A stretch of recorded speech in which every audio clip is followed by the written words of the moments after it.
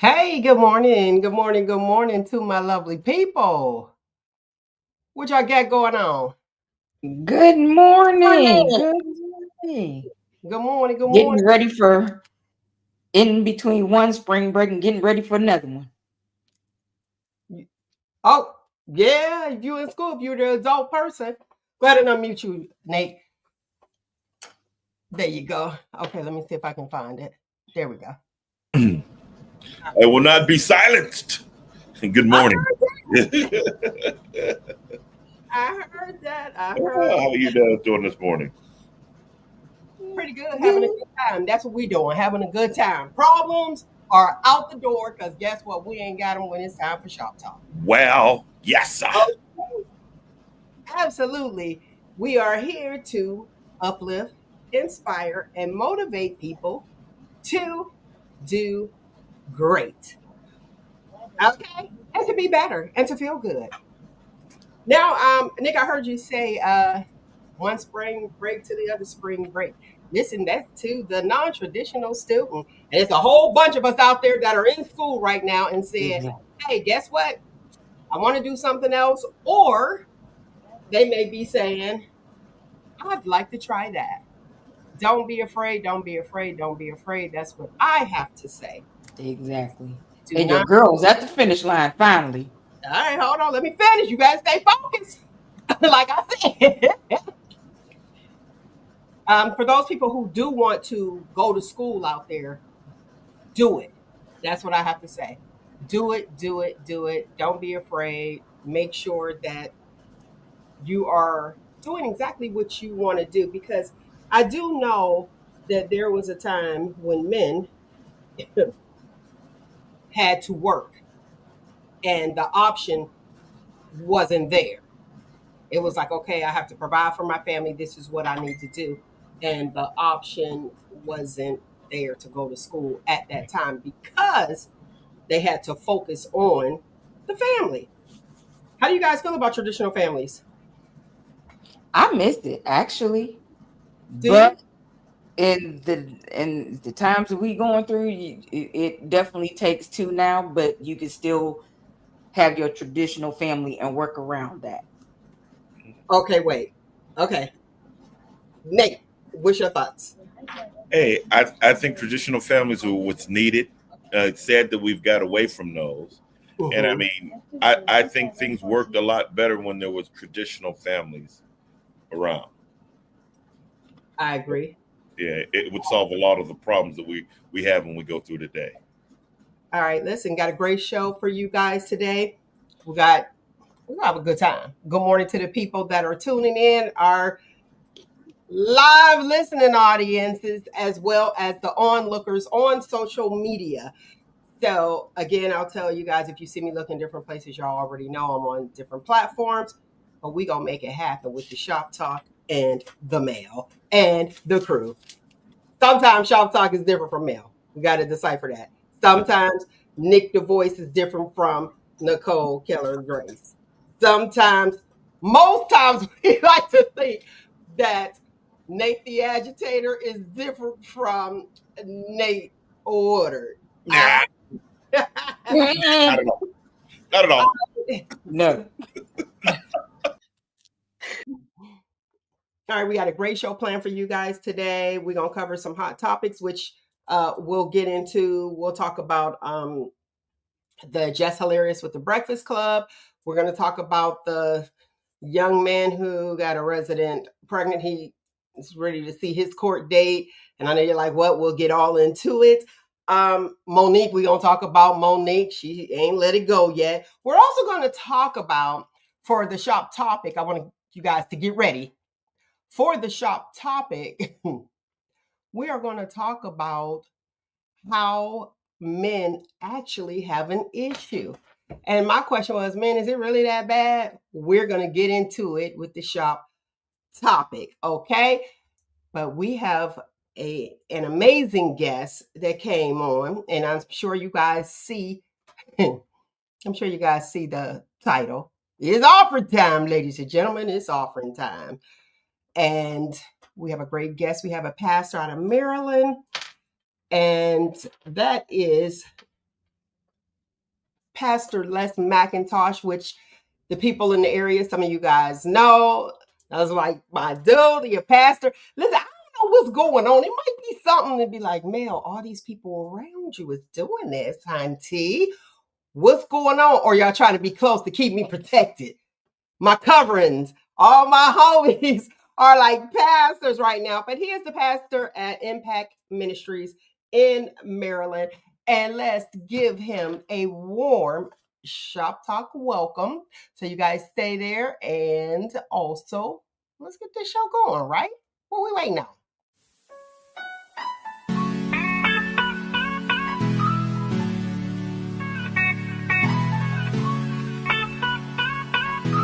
Everything that happens is motivation.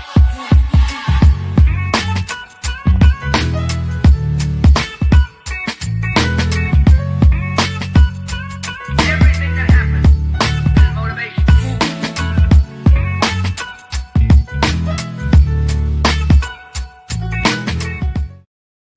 Let's give it up. Let's give it up. Let's give it up for Pastor Les McIntosh. Oh, calm down, everybody. Calm down. What's going on? How you been? I've been good. I've been good. I've been good. Bless your bones. Hope all is well. See you still doing your thing. I check in on you. And because of you, I started some things years ago and want to thank you for it. And here I stand in another state, but yet still with the same motivation. Spewing from you. Oh, thank you. You were on the show back in what, 11? Or was that 2010? It was way back. Oh, yeah. It was way back. It was way back. It was way back. But I was just starting my business and you brought me on and that business brought me here to Maryland, and then from the business, was able to flow back into ministry. So that's why I want to thank you because you helped me to have that vigor at that early stage that I didn't know was really the foundation to help me build godly business. So appreciate you. So I'm indebted to you and humbled to be back on your show. I'm grateful that you are back. That is so nice. Thank you so much. I appreciate those flowers. I had no idea. For real, for real. Yeah, I ventured into a whole new thing. Um, and when you out there by yourself and trying to figure things out, any little bit of encouragement, and you gave it to me, and I listened, and it helped me in the natural that spewed some other things. So kudos to you. You All need the right, flower. all right. Look, you got some people on here. I want to give this number out right now. The number is 619-902-2287. That's 619-902-2287 if you want to send a text or call in and speak to Pastor Les. Look, we got Pastor Mac. That's what we doing. Okay. I don't want to be disrespectful. I want to put this out here for the people who may not know. I started in radio. I am still in radio. And, when with everything that goes on in radio, because we know that the advertisers is what keep radio going. So a lot of radio stations are having some issues where they can't sustain. So they switch over to platform. And when I say that, it's like what happened with 101 Jams. 101 Jams, it was cool, it was straight R&B, and then a gospel station bought it, or they end up buying it. So that's what happens to the radio stations. It's not like, oh, okay, what should I do? Turn it off? No, but we know when you can't pay the bill, somebody turning it off, okay? And then you move on. So I wanted to give the listening audience the background a little bit as far as like when you came on. So I see Pastor Les. I see you guys on social media. Check us out at Shop Talk with Mel on YouTube. Like, subscribe, all that stuff. And you guys that see us on social media now, hit that like button for me. Pastor Mac, what is the name of your business? Because I do see it. Because I watch you too. Well, my business was less energy, Mhm. but now I'm into full time ministry, and it's Impact Ministries, Hagerstown campus. So, been pastoring here for 6 years, and still do a little business, but, um, mostly building the kingdom right now. I heard that. Well, you was building the kingdom back then with your presence. And then, anytime that you would speak, it will be some God in there. Let's talk, it'd be basic conversation. I had a come over, he had an energy, saving energy. And that house, because it was the historic district, all kind of drafts all coming through there. Oh, yeah, you have more holes than they could ever be. But you was one of the first houses I was able to really do, and appreciate you letting me in, and it gave me the experience I needed to go into other houses that didn't look like us. So I appreciate because less energy still will help you save more money. Your energy, I got you got that right. Good vibes all day. I wanted you on because you said 6 years is when you've been pastoring down there. Yeah, I've been in Maryland 12 years. Okay. The first 5.5 was nothing but business. Okay. Nothing but business. And then he called me to the ministry because I was always still in the ministry serving, but then he called me to ministry. So I just transitioned and was still doing both for a while until COVID came and kind of hindered me, which really transitioned me to pretty much full-time ministry. I hate to say that word because I still try to do something outside of it, but that's what has transpired. But it was the business sect that literally undergirded me towards this ministry where I can do it freely. Interesting you should say COVID. Mm-hmm. Because all the stuff that I was doing, I didn't look at it. People were like, oh, COVID, we got to do this. I looked at it as a blessing because it allowed me, and I say it to this day, I was like, God saved my life. Because constantly going and going, you work one job, go to the next, getting the station, at the station, getting your show together, then going to school, doing all that stuff. He sat me right down. And I said, thanks for the break. Truly. And it was during that COVID time where we had been in ministry. Now, mind you, I'm from Ohio. Mm-hmm. And where he sent me to ministry was different from the place I did business. So I literally came into a new place, a new city, new ministry, and didn't know not one soul. Didn't have family to follow me to help build up. So I had to really trust God and use some of my business vigor that I had and trust the process. So we went through a whole year, and I sustained myself through business for that year and did no real evangelism. I just prayed and kept teaching and preaching to the happy 12 that may have showed up. But COVID showed up, and COVID allowed the building we had, because we didn't have many people, it allowed me to be online.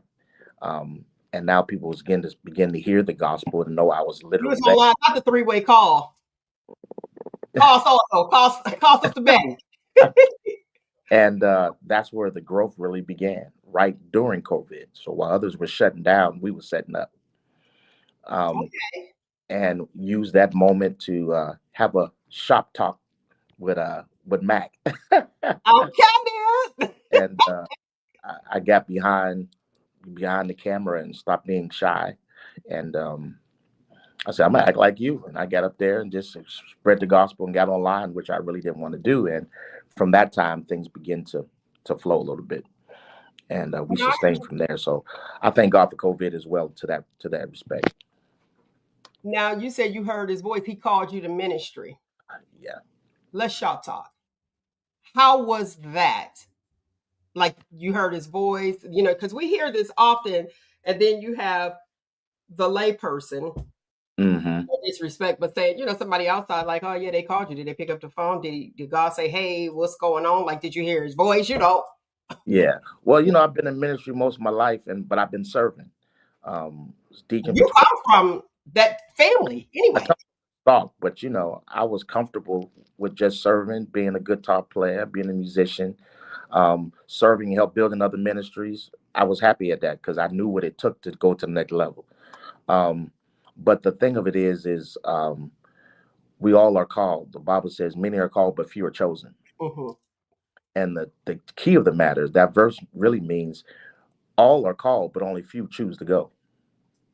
You better preach. So there's not one call that's greater than the other. It's just who decides to really pick it up. So many are called, but only few are chosen. That chosen decides to say, I know the road and I'm willing to choose you over everything else. So the call wasn't a call that just came down from heaven, like, Pastor Mac, I want, no, no, no. It was a call that I was embedded in me that I finally said yes to. And it was so pressing because um, I said no. I Okay, want let's keep it real. I want to do this. I finally got to a new place, business just booming, doing well. Me and my wife traveling, and I'm like, good. I can serve and build up pastors and leaders, give my money, and keep it moving. But he kept pressing me, and then some things are taught, some things are caught, and he's finally stopped me. He stopped the business that I was, enjoying, and Mhm. I heard him. I didn't hear his voice. I felt his pressure. Okay. Be- because one thing happens. Sometimes you think you're inadequate to really do the call, so that's what caused you not to answer. You think you're insufficient to answer. But when he allows you to work in your gift and your passion. And when you finally perfect your passion on what you love, because I really love my business, um, when you perfect what you love, then you have no excuse when he calls you to do what he loves. Because if you can perfect your own passion, he then calls you even greater to do what he wants you to do. Because what he wants you to do, you may not want to do. So it was not something that I was cheerleading to be. It's something that I have been called to be. The gift is within, but a calling is from above.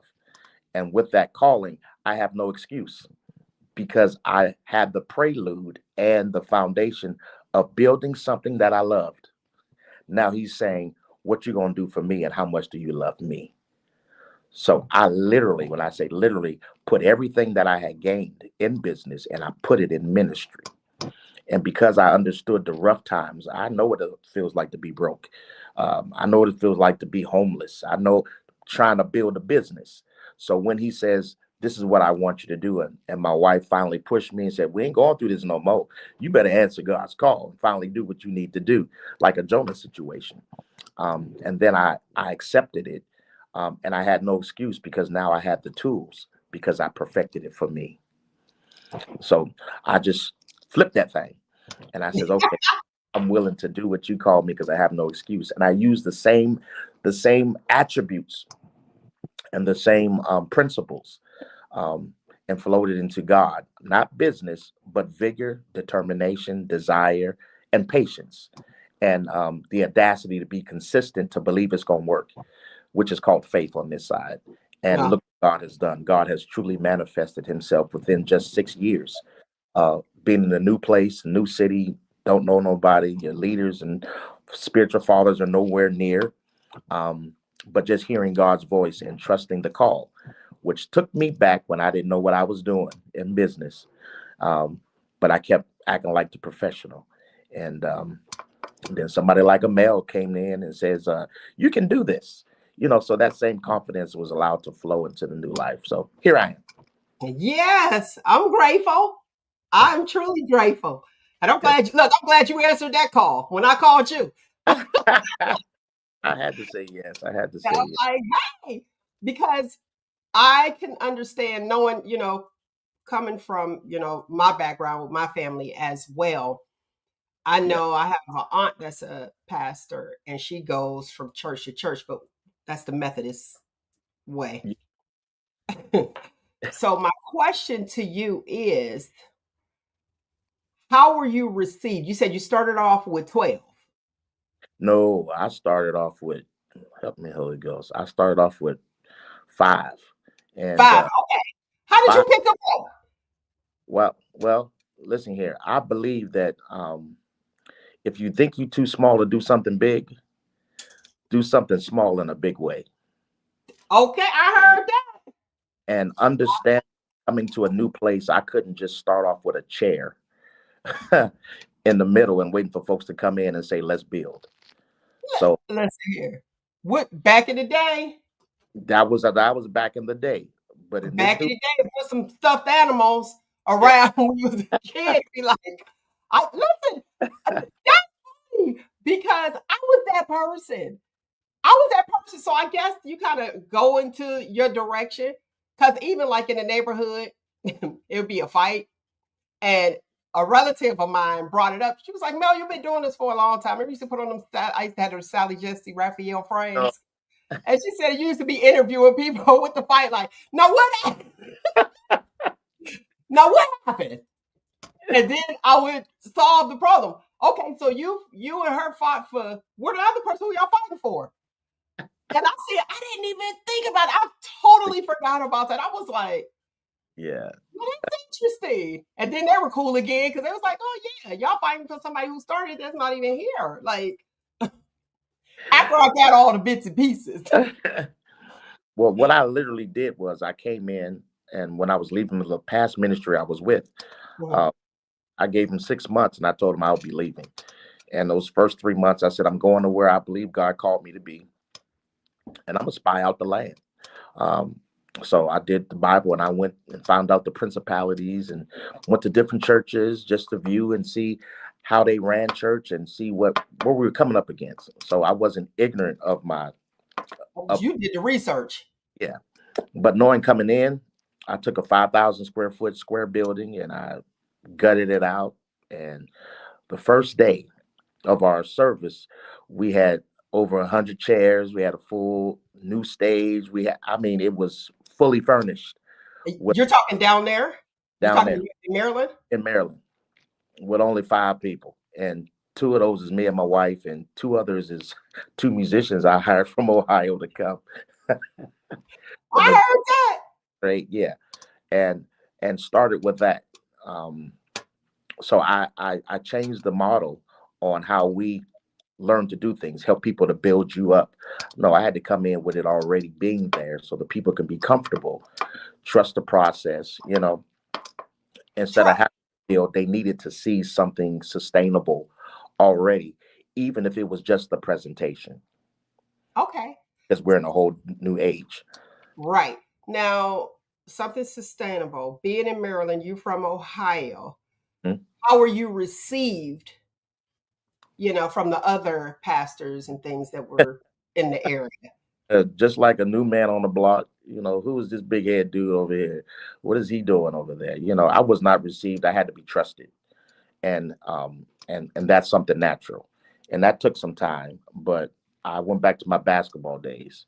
I was a point guard, so I said, you know what? I'm just gonna show up and become. So I'm gonna show up at everybody's events. I'm just gonna show them who I am, and just being a sharing and caring person.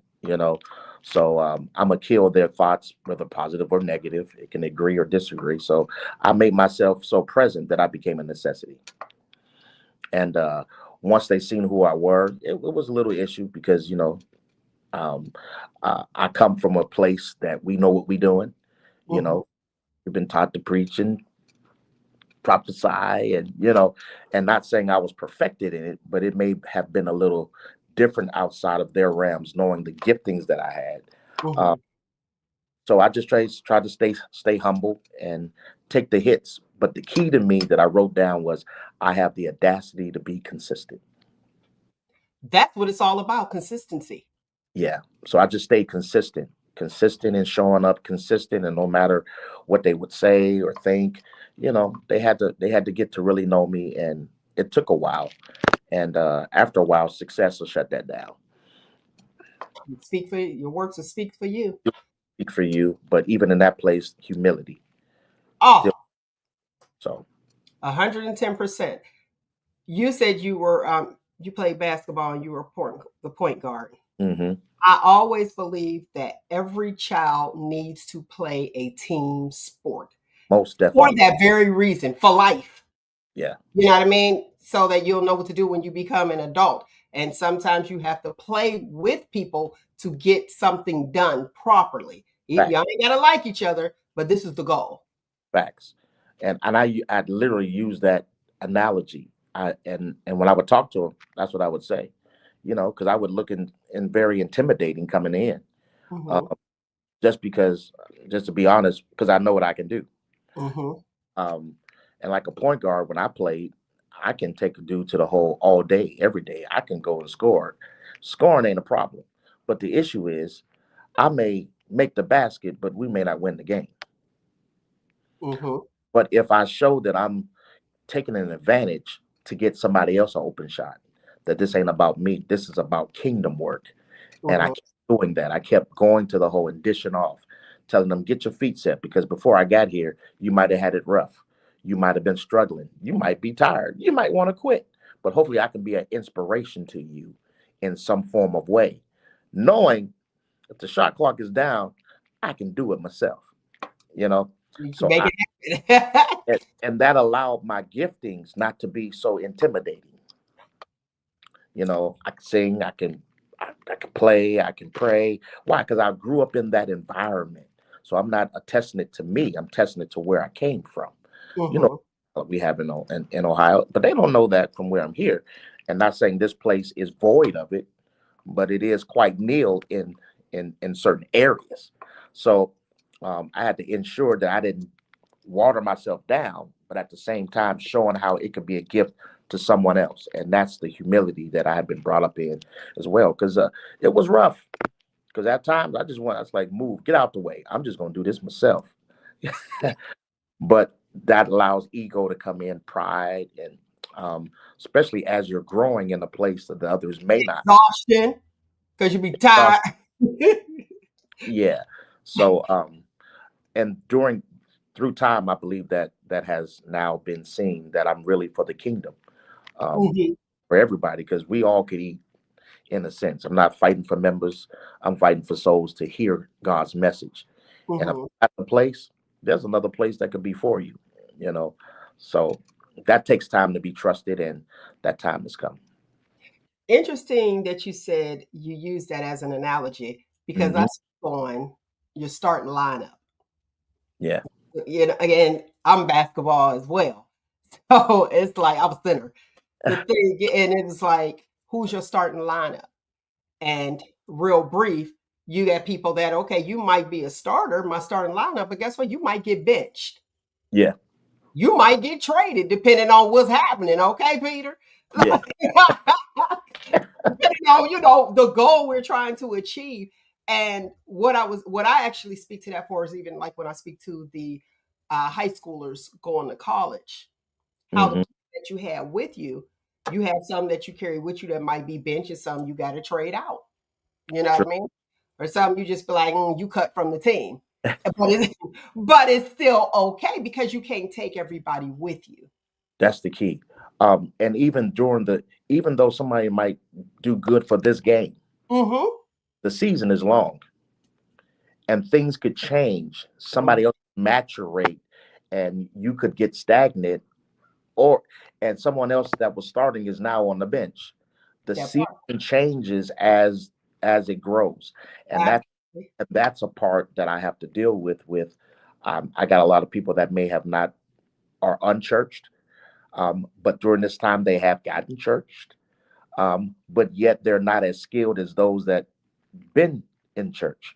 So when they show up, I got to deal with that blend Mhm. for the masonries who were there to help me to build from the beginning. And now I got those coming in that bringing in the chandeliers and the floor work, that comes in with assets. How do you blend both in at the same time and no one feels? See, I got to go back to my coaching. I got to learn how to maturate, blend, and make it happen. And that's what makes a good coach.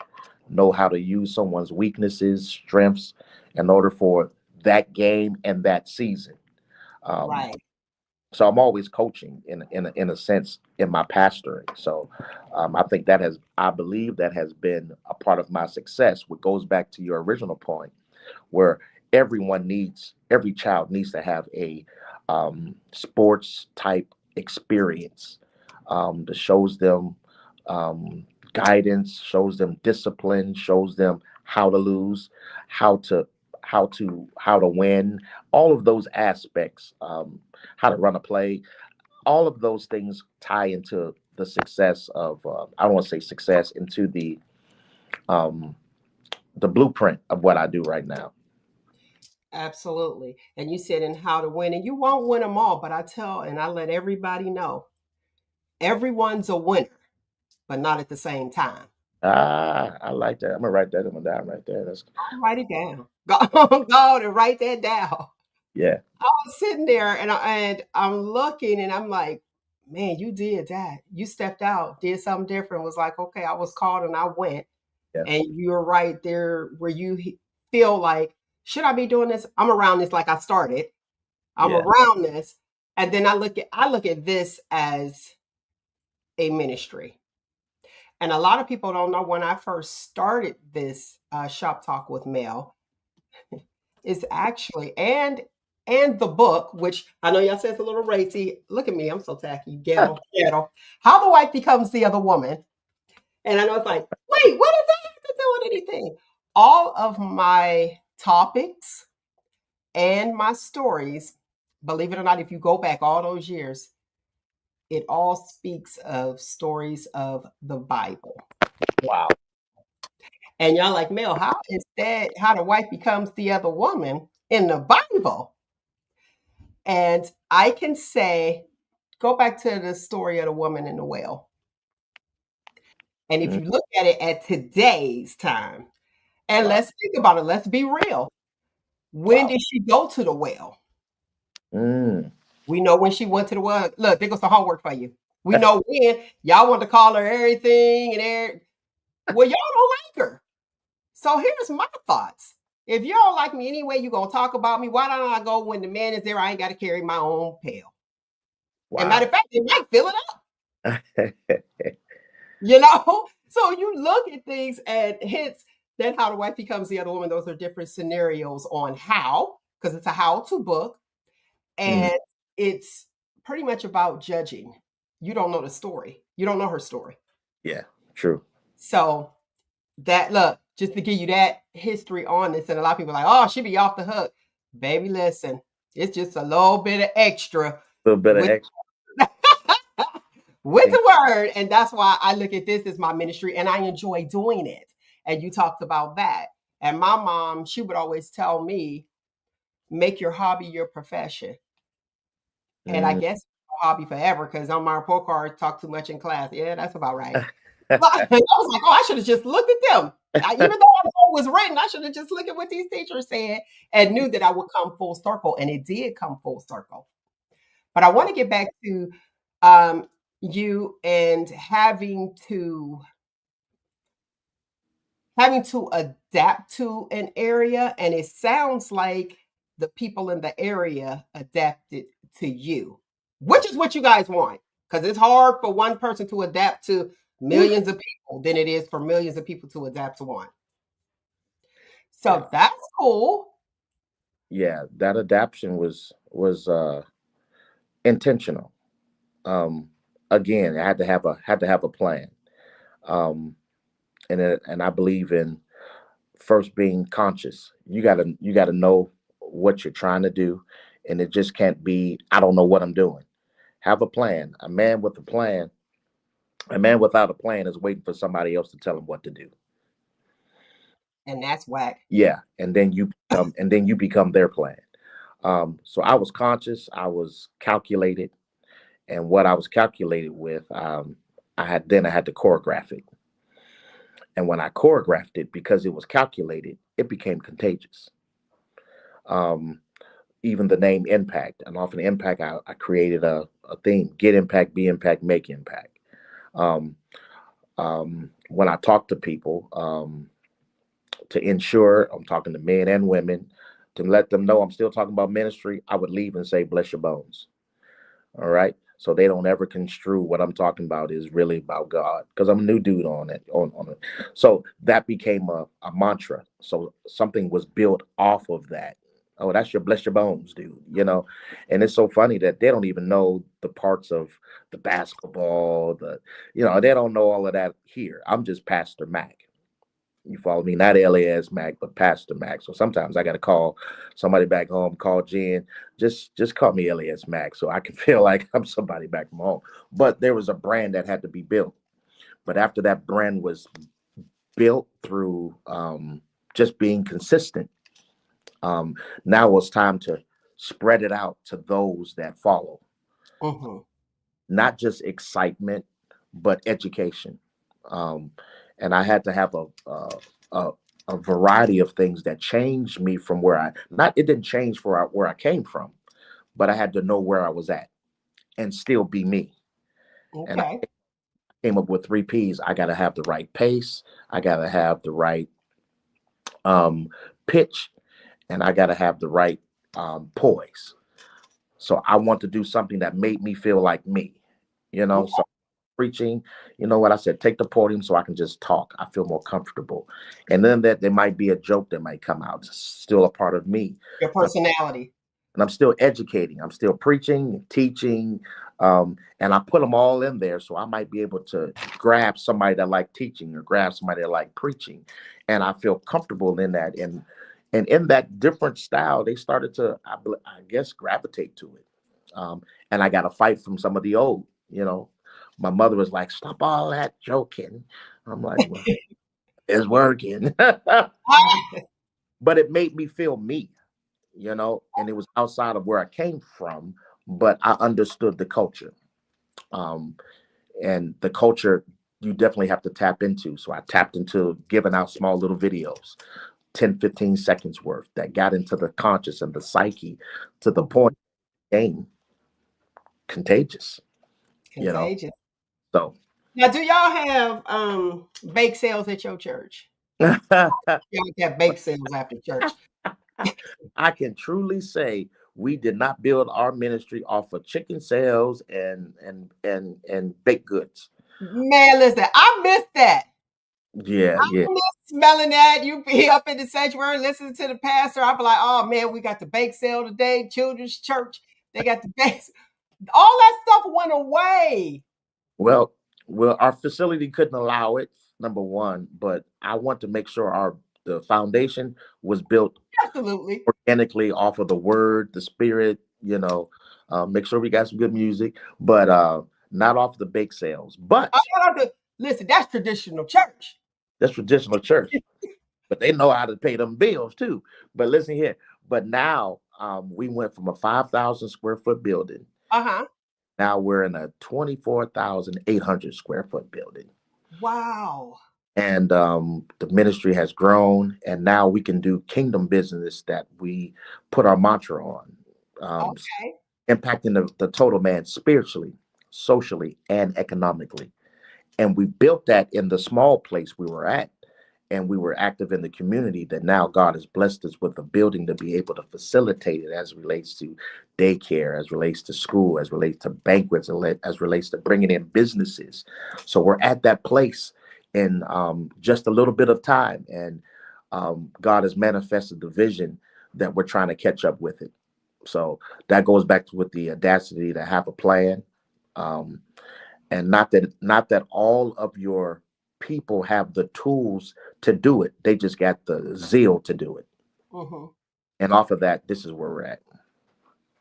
Now, I want to bring up things. I'm getting texted. That's what I was looking at there. Let me read this one. Like, I'm like, let me read this one again. This last one, let me just say it, get it off. There are people who feel like pastors shouldn't be driving in nice cars. And I had to respond.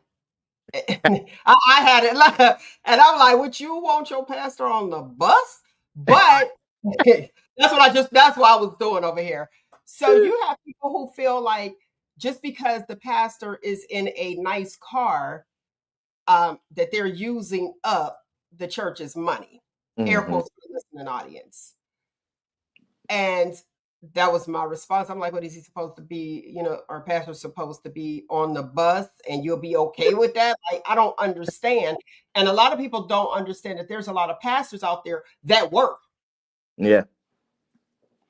So what do you say to that person who feels like they don't go to church because they just use the church people's money? That was actually, I'm gonna say it just how it was. Yeah. What I say to that is, if you understood the responsibility that a pastor has that we can't necessarily really give to you, you would probably want him to drive in the best. But most of that transparency is not seen because most pastors are not transparent.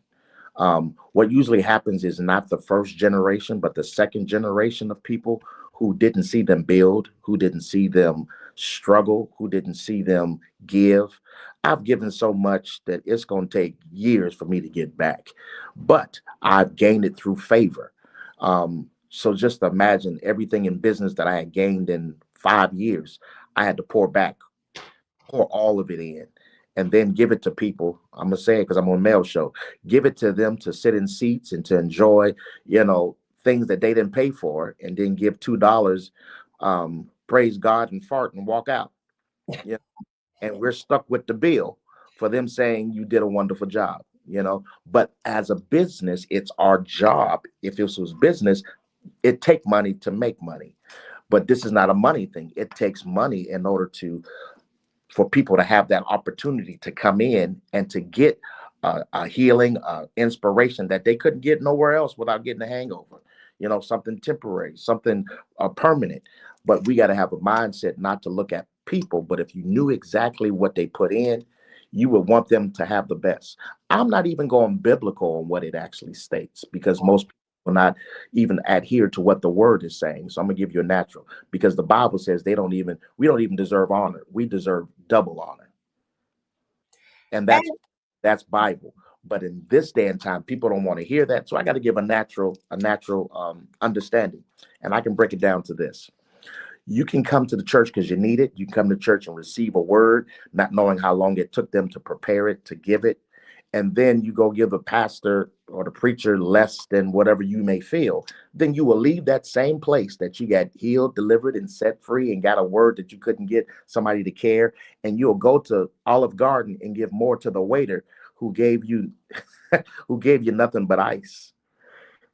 But you're counting up the pastor's coins because it may be a multiplicity of people he have poured into, but yet you'll give more to the waiter for your whole week versus somebody that was praying for your eternal soul. You give more to a Hulu than you'll give to some. Hulu ain't praying for you. I literally, and if you understood, I'm a pastor that cares. I talk to all my members every week, whether through a text or a phone call, because I'm that caring.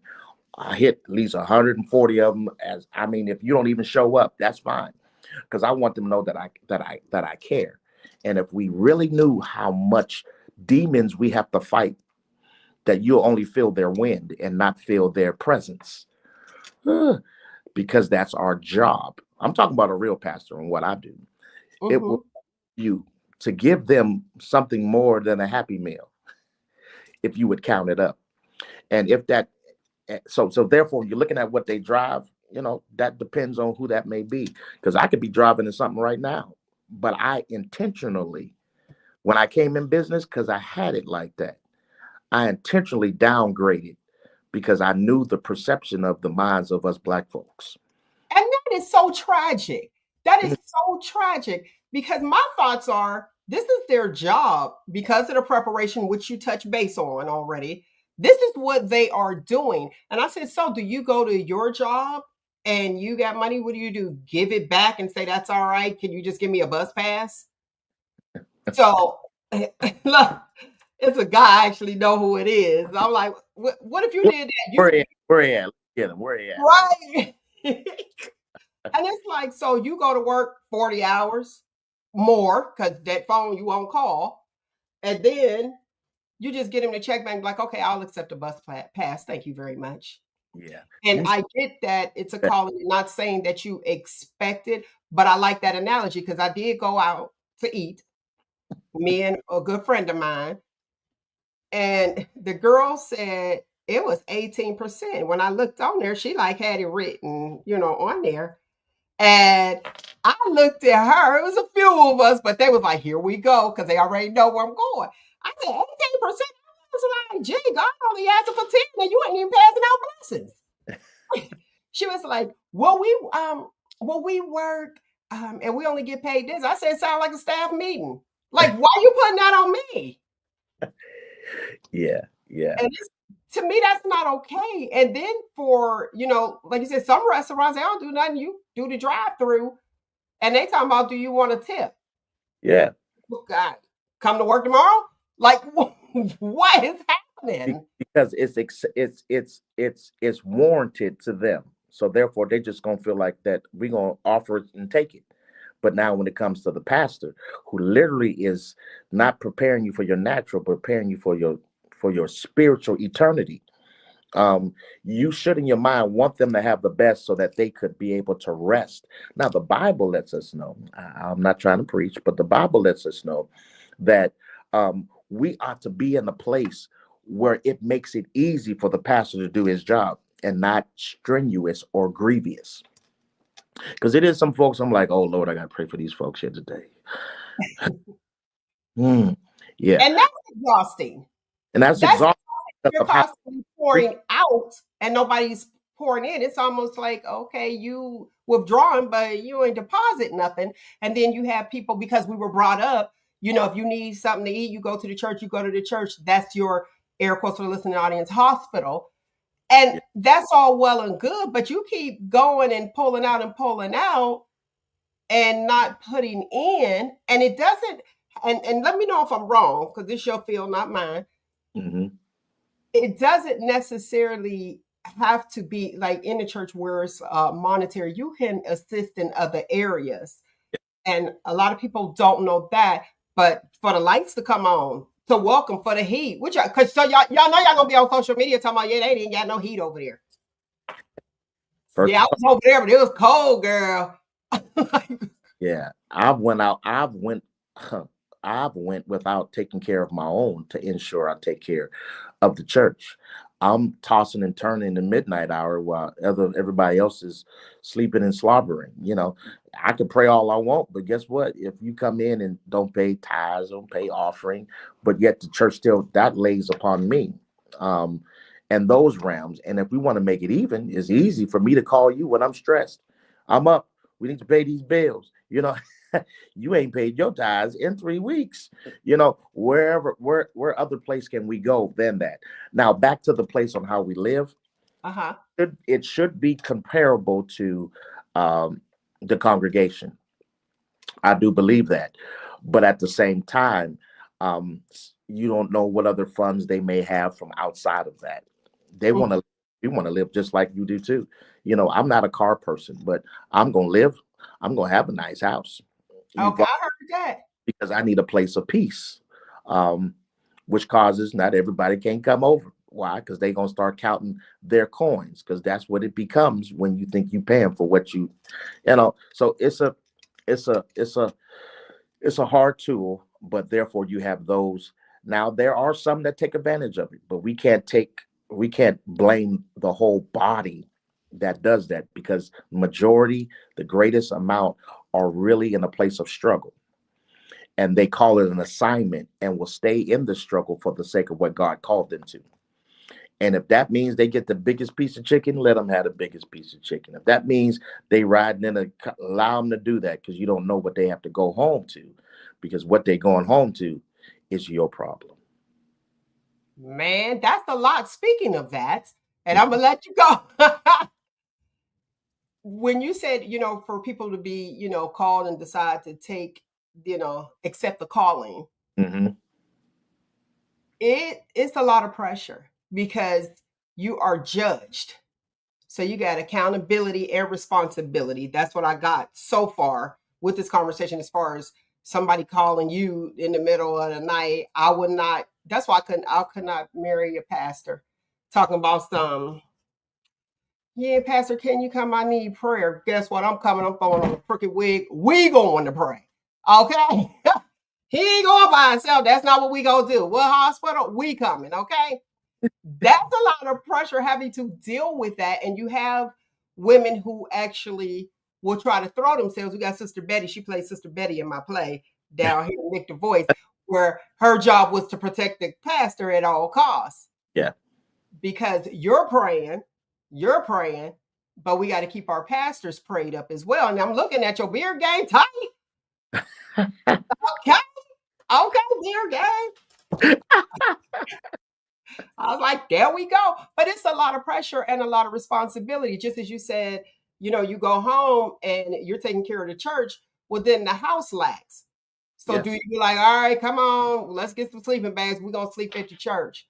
Because I am that person. That's why I couldn't be. I could, and a lot of my friends would be like, because child, they'd be like, oh, they living up in the church.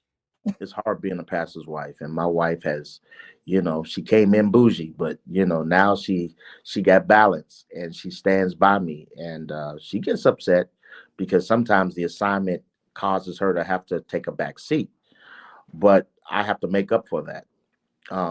But praise God, at this level, from ministry, we've had an empty nest.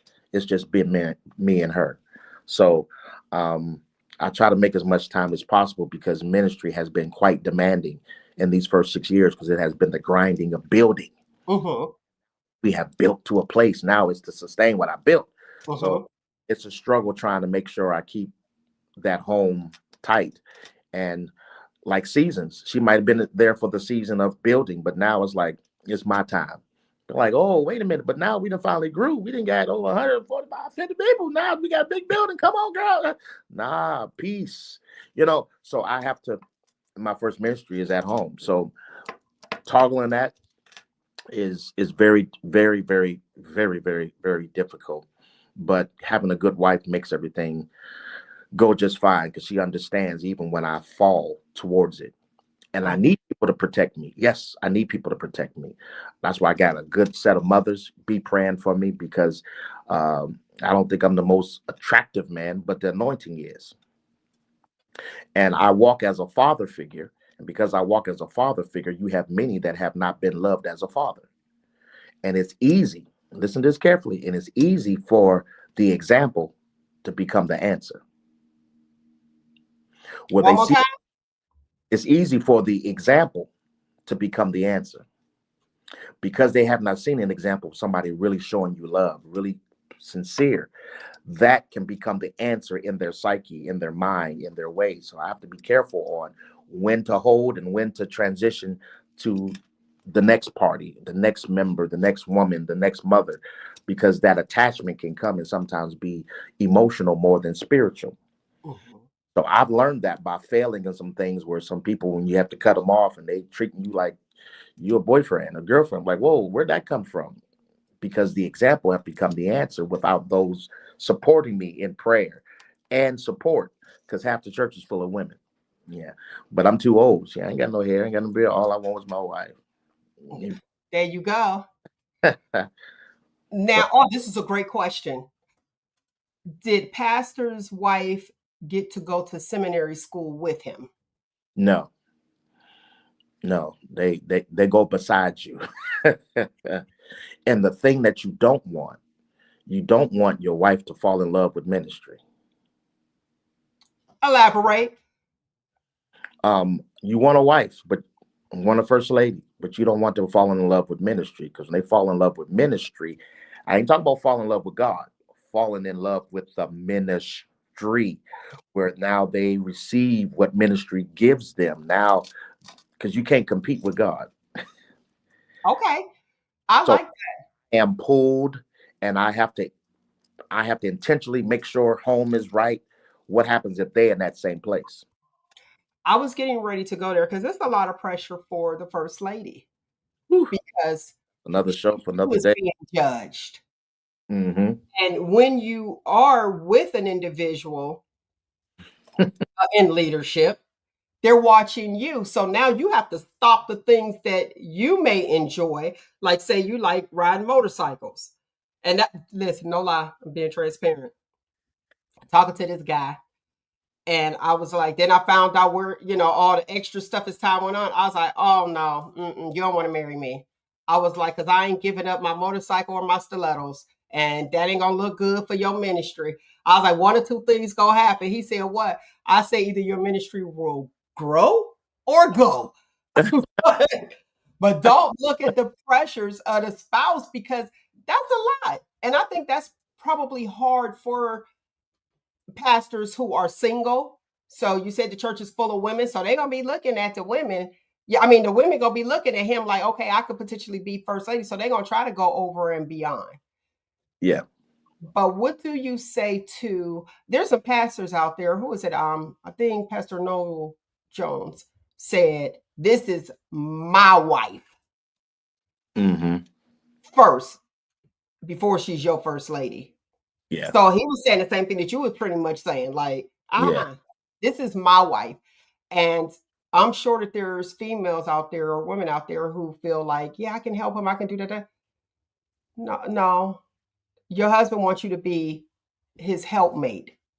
Your Yeah. husband wants you to be his wife. Because I know some female preachers' house messier in the mud Yeah. because they ain't got no time. I need clean house. But listen here, what I've done, she was so close and it was just me and her as we were building. As it got bigger, I was trying to siphon her off and put people in position to really do what she did. Then it became a fight because she was like, how you putting them people over such and such? I said, I'm trying to keep my marriage. So I had to be hated for, 6 months on those responsibilities until now she sees that they can do it and she can be less than that. And now it's really be my wife and now like oversee versus having actual do. But what I did was I used I always build up my wife, number one. And number two, I let her know that she'll snatch your face off. So you put those two together at the same time through a joke like that, they'll be like, oh, okay, well, yeah, Don't try it. don't yeah. She might be mad if she hear me say that, but you know Mimi. Well, they don't know her as Mimi, Oh, yeah, yeah.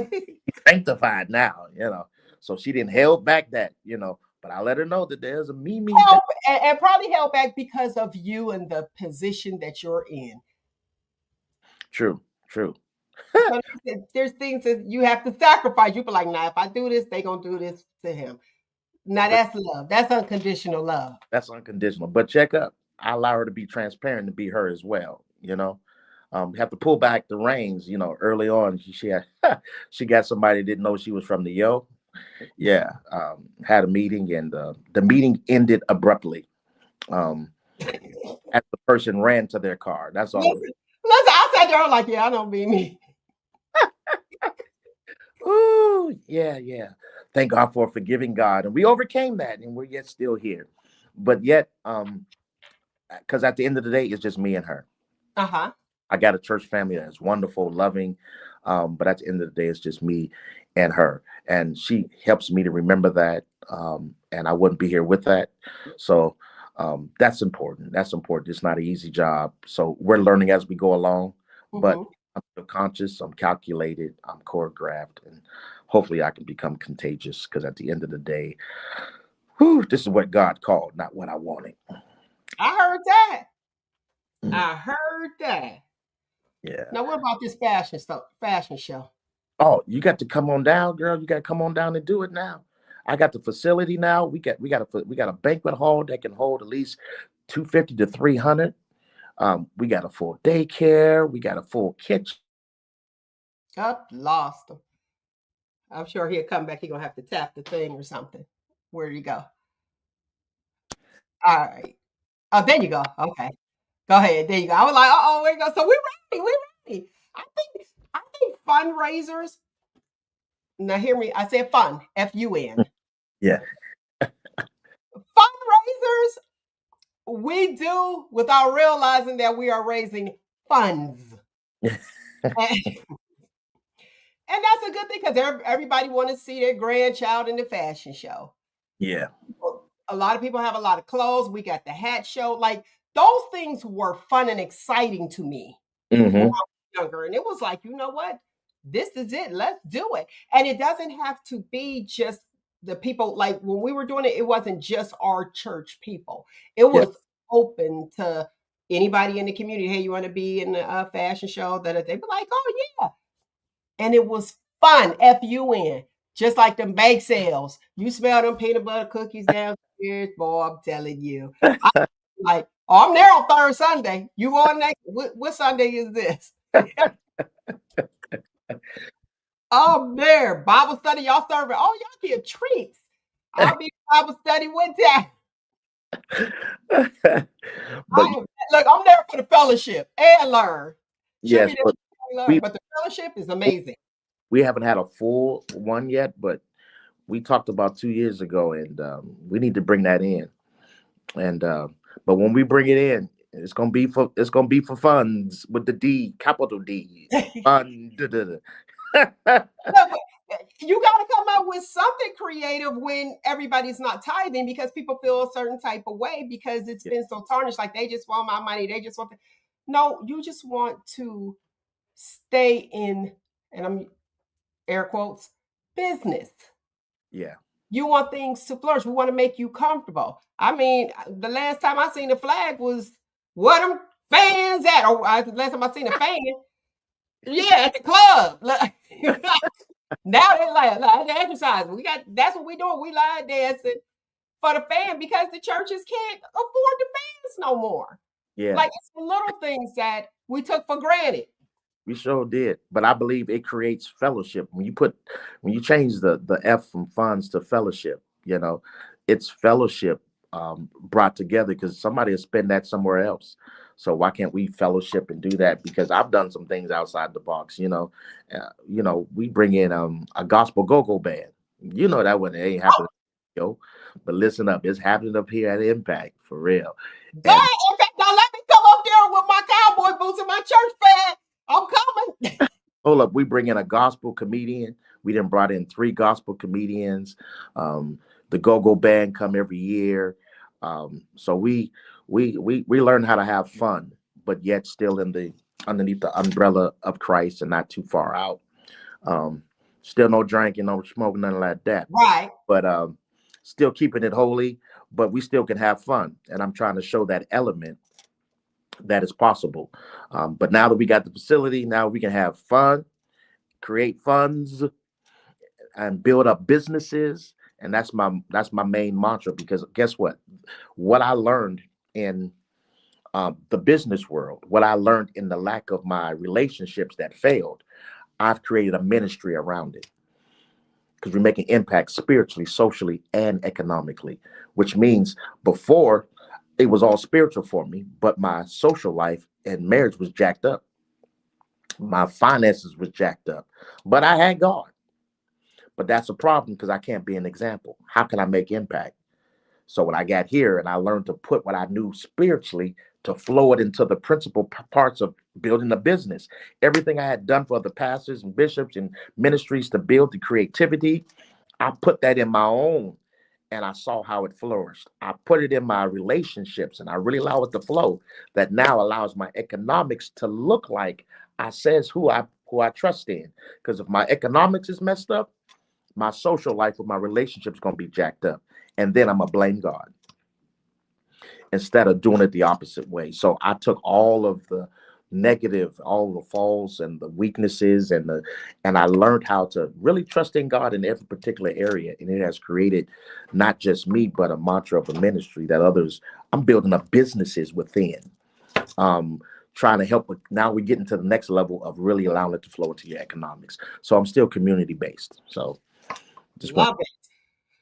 Pastor Mac, that is Pastor Les McIntosh. Nah, I'm in the yo right now. I'm Oh, you back. want to yo? All right, what up, Mac? That's Mac. LAS Mac to know those back in the day. I would just wish Oh, somebody. yeah, Les. Yes. Oh, look here. Okay, I want to read this for listening audience.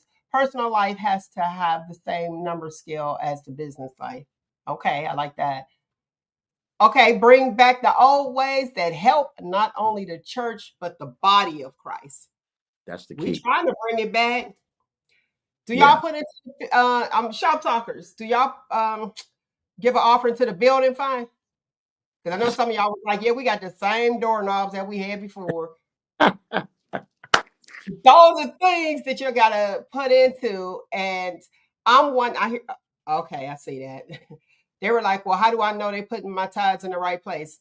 That's not your job. That's not your issue. Your heart, you donate it, you put your tithes in, you donate it to the offering, whatever the need is. And I wanted to mark whatever the need, the need. Well, it's vital. It's vital, if I can say, it's vital in this day to become biblically biblically disciplined in God. We're not given to a body, we're given to God. So if you got your tithes, if you don't trust that church, give it to somebody so you don't stay cursed. I believe in that. So don't use the excuse, well, what are we going to do with mine? Well, what you going to do with the rest of your 90 that you're supposed to give? So Get a BBL. yeah, give your 10 to God in this economy that we're dealing with, because God can do more with your 10 than you can do with your 90. And I'm trusting God, and he'll give you favor where finances don't match up.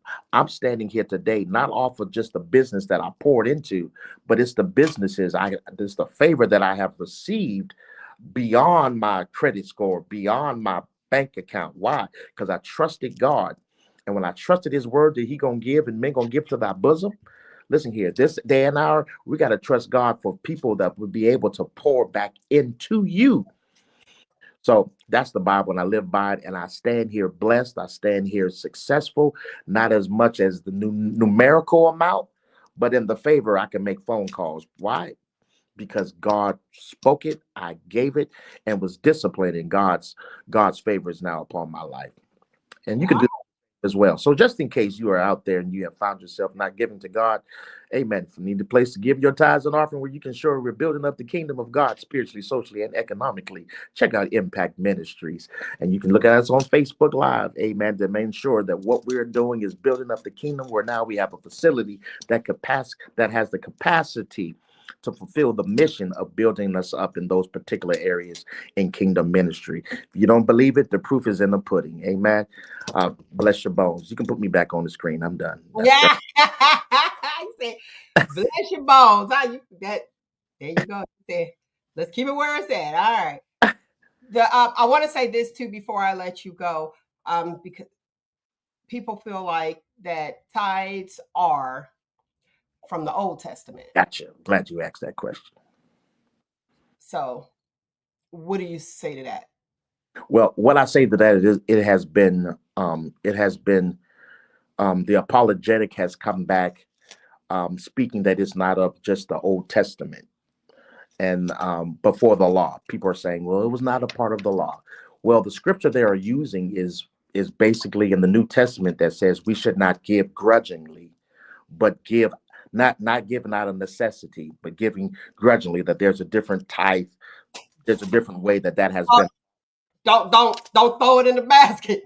Yeah, but if you take that scripture alone, scripture does not speak of the tithes. It speaks, if you were going to the historical part, it was speaking that there was a new church being built in Asia Minor. There's a new church being built, and he told them, create a bounty, and I'm going to give you a year to give us a special offering. And he went to one city and they already gave it, but this new city they did not give it yet. And he was letting them know, don't give grudgingly, don't give out of necessity, but I told you a year ago to prepare this. And they had two offerings at that time, which was their tithes that they already gave. So what they were telling not to give grudgingly was what he told them to prepare, which was a bounty that had nothing to do with tithes and offering. Now, the New Testament with Paul, they came against everything that was of the law that did not transfer into the New Testament way of living. They never touched tithes and offering. Now, the first tithe, I call it mandate. It was God's mandate first, and then it was God's order, then it was God's mandate and became God's glory. Because the first tithe that was actually given was in the days of Adam and Eve. They didn't have any. I want you to wrap it up because we got like 1 minute. You got 1 minute? All right. He first told them to give. And what could they give? They had everything. What they were supposed to give is don't take from what I told you not to take from. And that's the same thing with the tithe. But then when sin came in, he put a number on it, and that became a part of the law. But after that, Christ came, and now it becomes out of obedience. So just want to state that, and I can biblically give you some references to help. We're gonna join your church social media page. How can we listen? Oh, y'all can go to Impact Ministries, Hagerstown on Facebook. We're on there. I don't have my. I'll get it from you, and I'll put it on my page. Put it on your page, yes. And we got our services at 11 on Sunday and Bible study at 6:30 that you don't want to miss. I preach it on Sunday and I teach it on Wednesday. So 6:30 a.m. or p.m.? p.m. on Okay. Wednesday nights. Mhm. Okay. All right. Thank you so much. Let's make it. Pastor, let's make. Look, Yeah. I gotta give it. Look, I gotta give it up. Give it up. Give it up. Well, bless you. I feel back at home. I thank you for this opportunity. I thank you for coming on. All right. Hey, That's what I do. We had to get it there, moving to different areas and how to build a church. Those are things that I wanted to know and how we, being received in different areas. Nick, you've moved to another area where you don't know anybody. How does that, how does that feel knowing like, okay, I'm just going to make this happen and just make a change in my life? it's very hard, especially not having any family here at all. When I moved to Houston, I had family. Mhm. When I moved to Youngstown, I just moved right across the state line, but I still had family in Youngstown and still close enough to my family in PA. Here, it's just me. It's Mhm. hard. It's very hard, especially when you don't go out anywhere to meet anybody. And so it's hard. And the kids, those kids on campus, them's kids. I got 3. There's 2 older and 1 around the same age. So that it's So hard. that coworker that Nick, you that old coworker Yeah, I'm that the you old best coworker. friends at the job with a 22-year-old. Listen, I was telling people when I first got to school, Lord, I feel like the grandma in the classroom because most of my classes I was the oldest thing in there. You know what? That I asked you that question because even though you figure like children when they move to another school and all that good stuff, it's like you have that anxiety where it's like, oh my gosh, I don't have any friends. What do I do? Well, there are adults that experience the same thing. Like, do I go to the house or what? Now, what I was thinking about was remember that young man when down at the boat where he threw his hat up with those white guys, and then the young Rudolph boy jumped in the water. He was like, Jada 16 did years who? old. No, Mr. Yeah, and I said that's his best friend at the job. He came to save him. I want to get into these hot topics. Okay, let me go to this comment real quick for the listening audience. I want them to hear this one. It's hard to live somewhere where you don't know anyone and don't have any family, but you just got to stay focused and keep your eye on the prize. I've been here 12 years and still really don't know a lot of people, but I stay to myself. Okay, thank you for that. Was like, look, things to learn and things to know that is a normal feeling. I want to go into these hot topics. Y'all ready? How about whew, Jess Hilarious and Lauren? So here's the situation for those who don't know. They're on the Breakfast Club. Jess chose her replacement while she was on maternity leave. And then when she came back, the person that she chose for her to be on maternity leave was still there. So are we training people to take our jobs? You know how usually the new person comes in and they be like, I want you to train with this person. You train and then they get rid of you? Or is she overreacting? No, she's not overreacting. Been there, done that. Oh, Train somebody. Yeah. Right there at the hotel down the street where I used to work. girl, Done don't it. say all that. Come on now. Go ahead. Trained a young man, Okay. because I worked midnight. I was a night auditor. Trained a young man, and next thing I know, he my supervisor. First of all, there's only 2 of us that work nights. What we need a supervisor for, number 1. Number 2, there's well, you getting ready to move. What does that have to do with anything? Wait a minute. Listen, I was with you. I was about to say, oh, you must have trained him well. And you said it's only 2 of y'all working, so he was your boss. Nate, let me ask you, I'm going to you. I disagree. You used the sports analogy earlier. Uh-huh. If you got hurt or you went down and I came in and I did the job better, then it's my job. I have a business to run. You're feeling bad because your replacement came in and carried the ball better, had a better flow, did a better rap. So I'm supposed to lose money and lose revenue because of your feelings? This ain't about you. I mean, in this situation, if the person does better, Mhm. The company's there to make money. It's about the company and about you. So you might feel a certain way, but ain't no place in the world care about your feelings after you walk out of your door. And the world don't work that way, but y'all just, I guess it's supposed to. Okay. All right. Well, in my case, I disagree because I didn't go nowhere. Wait, I was listen. still Okay, you there. did yours. You did yours. So here's the thing. The thing is this. She chose her replacement. She vouched for her, so they knew. She gave a great reference. So with that being said, to me, I feel like, oh, okay, well, she gave the okay, so she knows she's good.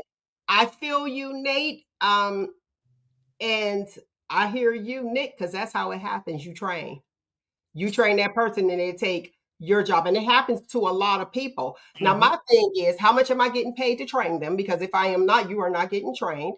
Real Mhm. talk. Here's this book. You can read it. Mhm. And for job security, one thing I say, what's for you will be for you. Mhm. And a lot of people look at a door being closed as a sad thing when it could be, don't look at it as, you close that door up. Where am I going to go? You're not going to be locked in that room, baby. Walk through the other one. Mhm. Bigger and better things.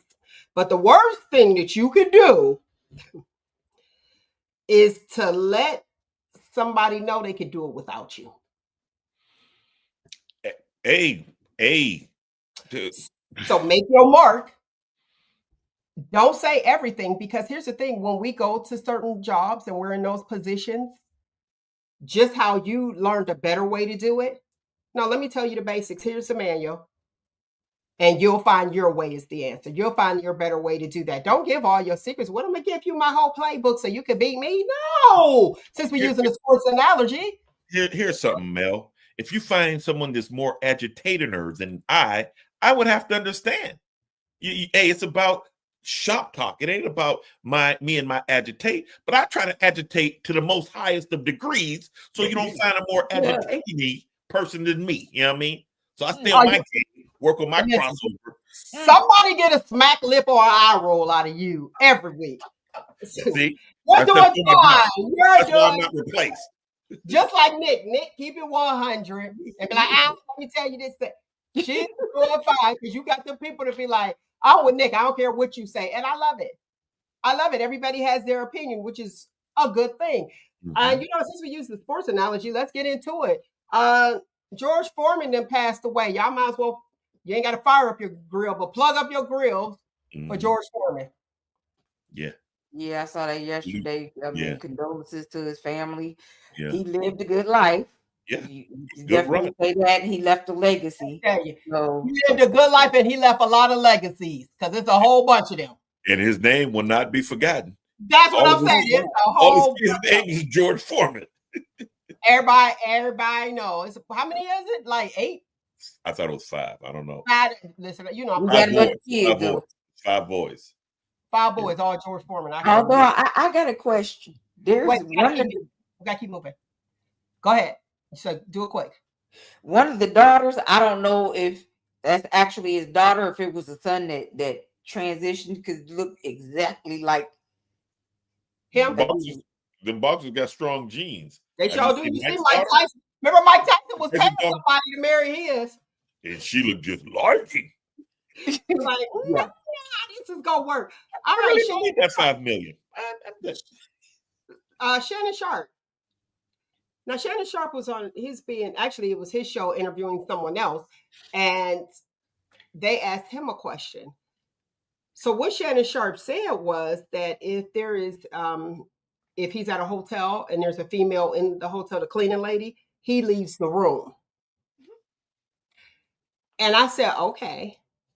Then he went on to say, if there is one female on the elevator, I won't get on that elevator. Totally with him. I agree. Do you? Yes. Is it really that hard for you? Yes. Yes. We are the most feared thing on the planet. And Karen, in this era, they're empowered. He blinked at me wrong and I felt threatened. Oh, oh, I had a word I wanted to say, but I'm not gonna get me out, yeah. No. So, Nick, what about you? What's your thoughts on that? At first, I was like, he just being dramatic, but I actually pulled up. Funky Dineva was talking about that, and of course, he wanted instead of calling us women, he called us fish. But anyway, and he explained. He said, even for me, and y'all know, I don't want a woman, but as a black man, and he explained why, and I understood exactly why. In the day and age of crazy people and Karens and everything else, I definitely understand why. You know, I look at that in the day and age of sue crazy people. Everybody wants to sue and want an easy buck. Exactly. I think that that is a sad thing. It Okay, I'm is. glad. 12 for the listening audience. George Foreman had 12. Did I say 12? Oh, man. Yeah, he had. Okay, 5 Five sons and sons. 7 daughters. Okay, I wonder if their name is Georgia. Georgina. There's a couple Georginas. No, they Is it? are. Mhm. That is crazy. That was whack. But back to this. So everything you got to watch everything you say and everything you do. You can't even give hugs anymore in the workplace. It's all planned. It's all Right. planned. And I tell you, the dream I had, I hope it's not a vision because it's scary. We don't go to movies anymore because they come to our house. It's going to be built to where you don't leave your house for anything. They That's a dream created. that you had. Oh no, the dream was deeper than that. And I don't. It's yeah, but it's along the path of what do we need you for? AI Okay. can do everything. They can do everything. I'm not going to educate you anymore because I mean, Allegedly. I have to yeah. say allegedly. Okay, The we're gonna. now I see where you're going. I see where you're going. Here's what's interesting to me. In the workplace, if a guy approaches a female and it's unwanted because she thinks he's ugly, she's going to go to HR. But how many people meet their mates or their spouses at the workplace? A Do lot you of people understand? do. Do you understand that that whole scenario is on how the lady feels that day? If she feels, he's ugly, I'm telling that dude's gone. But if I'm cute that day and I got on my high karate brute mix and she feeling me, she could be my wife. But it all lies on how she feels. That's why Shannon won't get in that elevator. That's why we don't do certain things because all the power that the women are wielding today with HR and you can't say this and you can't say that is scary. So I can be taken out because I winked at you. Hey, Mel. Oh my God. It was like a shot went through my soul. And And now you I'm know, on unemployment. now you know what to speak to that. You can wink at me, but Nick can look and she could be offended because you winked at me and go to HR. See, it never ends. You Mm-hmm. give women power. And I mean, well, let me quit. Different show. But it's unwielding power that you have. And I mean, you don't know how to use it. It's just overusage. Okay, let's look at this. So if I come on to you, why don't you go to HR? Because I'll be considered non-masculine, and it's not that serious, Yeah, that's true. right? And But see, that's such a double standard. It is. we understand it and we work around it. We don't sit here and cry about it's a double standard, and I should be able to tell on Mel for looking at me, and she said my jeans, my gray sweatpants were extra gray. So I mean, we can't. Men understand it's a double standard. We understand it's a Yeah. double standard, and we You know don't what though? cry about it. For me personally, it's really never that serious. I've had plenty of men try to, come on to me and say inappropriate things to me on the job. I never went to HR because I know how to handle myself. I never went to HR because it wasn't that serious to me. And yes, some of it was very inappropriate, but I knew how to handle myself with that. And I knew how to get them Yes, off. that's So not it the is point. never that serious. Now, You're if it's speaking somebody threatening my life, that to me is something that I will go for. But anything else, Yeah, we're talking the sexual part of it. yeah, but And I done had all kinds of crazy stuff let said me to hear me. him. Let me hear him. Go ahead. but you're talking checkers in a chess game. It ain't that you didn't, it's that you have the power to. You could. So I Right. don't make a move because you have that power. Even if you Right. don't use it, we're glad that you don't use it. But you can just change your mind and say, you know what? I feel like seeing how messed up I can make his life. Now watch this. You Okay. have the power. But he's saying And overall not as to do it. females. Now let me say this. There's a thing called white fragility. Y'all know what that is? No, explain. White fragility is where I can say something like, let's say, for instance, Nick come in. I'm like, girl, you always late. And a white person will say, Nicole, you're always late. Then you go to HR. Power. That's the same power. Because, but here's the thing, because it's air quotes for the listening audience, racist. Now, here's the thing. Is it true? Let's say Nick come in 5 minutes late. She knows she got 7 minutes to punch in. And is it true? Yeah, it's true. She'll be here at quarter after or whatever, depending on how late. And you could say something true, but since you are a different color, it's considered racism in the workplace. So all of these things play a role. However, I witnessed a black professional say something. And clearly, it clearly is racist. Anytime you be like, don't be swinging your hair like that. I don't know what might pop off. That might have been true. You know, hair looking different. But we don't have that issue.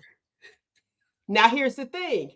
If that white professional said anything about, oh, you don't want nothing in your weave, that's considered white fragility, because the black girl can go to HR and be like, she said this. Well, she said this to me. You know what I mean? Almost like that George Jefferson, Archie Bunker type vibe. But in today's world, in today's world, we could say, okay, but the white people, you'd be like, Well, I that's think more of that we got to that place. But go ahead, what you got? It is. It's more of a culture thing. You know what I mean? Me and you can say stuff to each other that it would be uncomfortable or uncouth that other people say to us. They don't eat our cornbread. They don't know, how to season this, that. We don't want their potato salad. We don't want their potato salad. So don't bring it over here and throw it into my mix. Me and Mel's over here cooking potato salad, and Sally come over here like, dude, that's, you don't make it more vegan. Put raisins and dates in it. And we like, dude, that's offensive. All potato salad. Let's mix it. Yeah, that's offensive. Don't touch nuts like that. Can you believe she wanted to mix her potato salad with ours because she said it's all potato salad? But no, it ain't all potato salad, baby. She got mayonnaise. We got paprika. You know what I mean? We can put a little stuff in ours. We don't want it watered down. So with her not being able to say that, to us, it's it's more of a cultural thing than I think racial, but it can be misconstrued as both. Depending on who was offended. Exactly. But the whole thing is the power that lies beneath it. I can say, oh, she wanted to mix her potato salad with me. Well, I couldn't say it because, no one listens to my demographic, but it can be said, she wanted to mix her potato salad with us. I feel appalled. That is the most absurd racist thing I've ever heard. And guess what? They have to give credence to your complaint. Okay. I have to sit here and investigate. Hey, Nick, she want to mix her potato salad. What you got? Girl, I wish you might. Oh, you're being hostile. Oh, Nick's being hostile. That's bullying. I feel threatened. Mix your mess with mine. Nick, I feel threatened. What's this? What does this mean? That's Karen, what I know do. What this means? Okay, for the listening audience, when he's saying, what does this mean? Y'all already know Nick. I'm sure you guys got her personality where she got her neck on her head on a swivel. She gave times. She gave the neck times. She rolled her neck at me. I feel so threatened. Oh, see? You can't do anything. Potato salad with mine, and we ain't doing that because I don't make mine. And guess what? We're gonna use we're gonna say air quotes for the listening audience, and then Sally gonna run to HR because Nick told her you bet not mix your crazy potato salad with mine. That is a suable offense now. That is a suable offense. What Timo said, Oh, Nick, I feel threatened. Yeah, me too. Did you see how she rolled her neck? Oh, Whatever. see, and her eyes. Walk me to my car. Walk me to my car.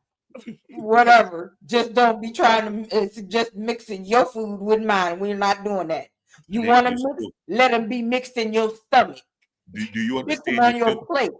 do you understand? You're still doing it, Nick. You can't help it. Exactly. HR, you are HR Body nightmare. language is threatening. Fired. Let's go back to Angie Stone services. Angie Stone's services affected, said one actress, comedian, or I don't know, comedian, is that what they call the females? I'm talking about Tyler Perry.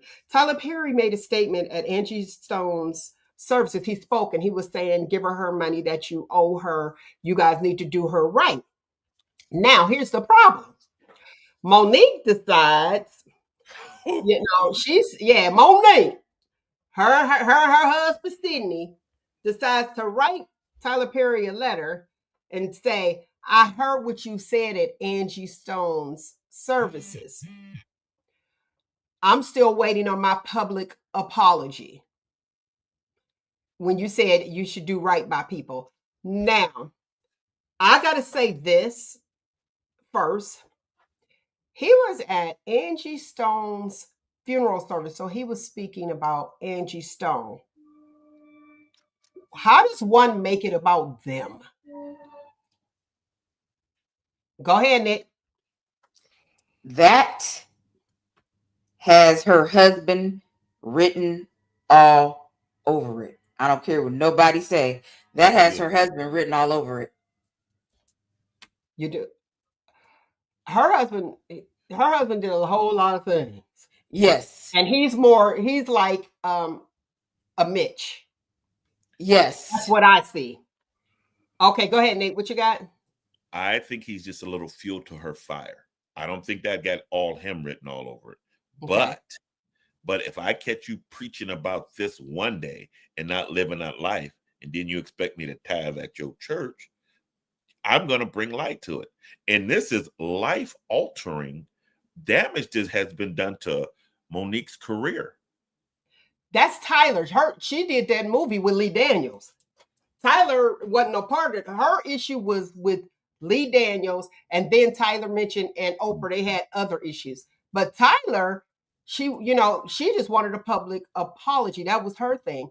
But that wasn't even at his church either. He was just speaking on her because we know different songs. And I got to put this out there. There's different songs that Angie Stone has sampled, like Keep Your Heads Ring Ring Ding. I ain't saying the rest because I ain't got the money and they're getting their money back now.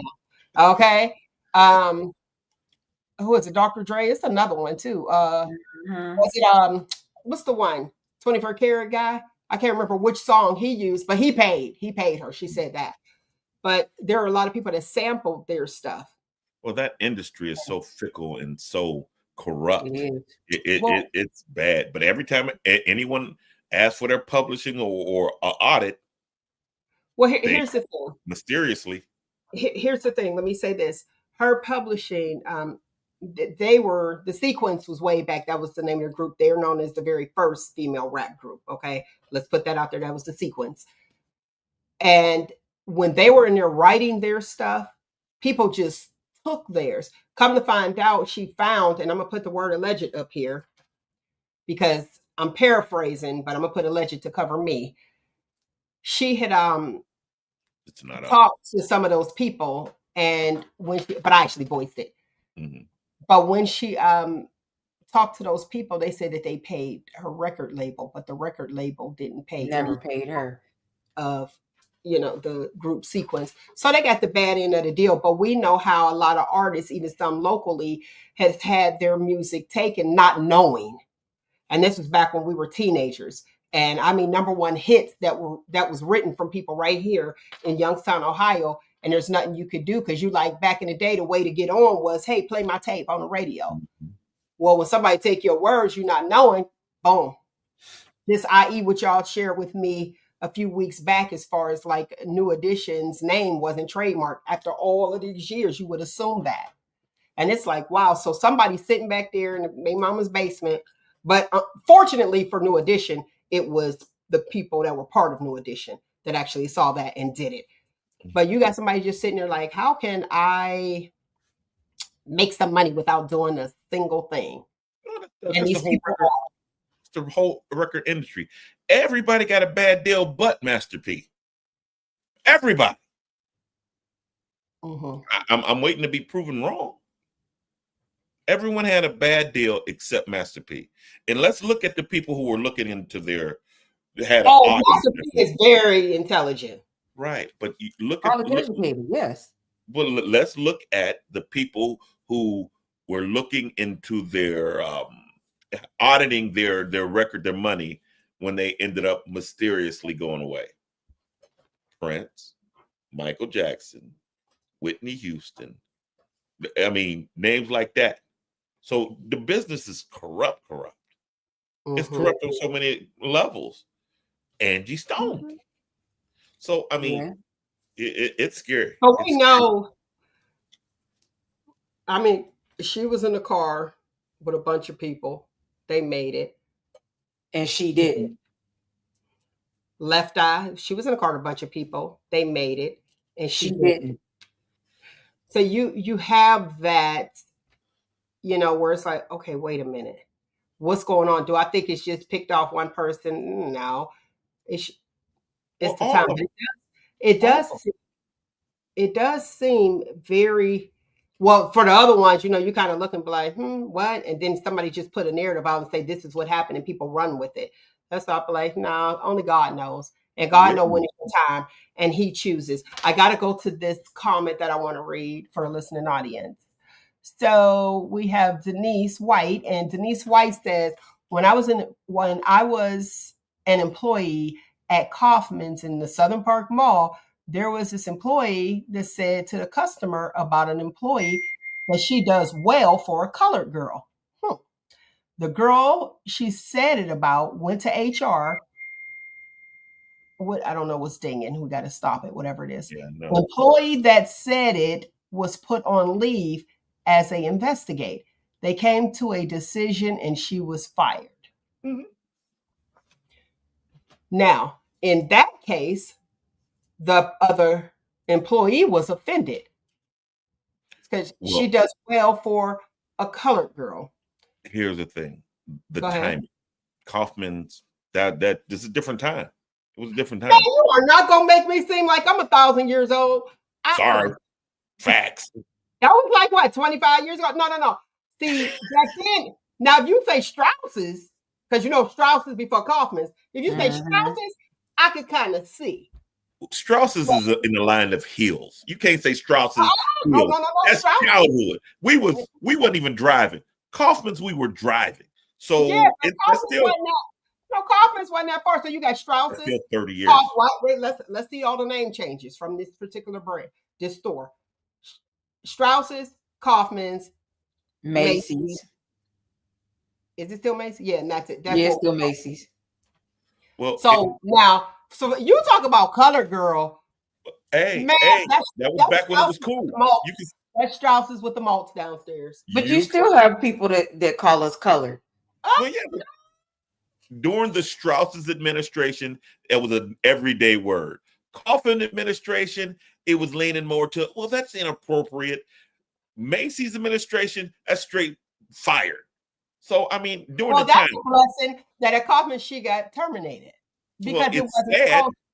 It's sad, but no. She didn't get, the one that get called, it got terminated. That's how I'm reading it. No. The one that was called it is the one that wrote it. I'm taking the story. No, it was somebody else that told another employee that the other person. So you tell me about Nick. You're like, oh, she does good for a colored girl.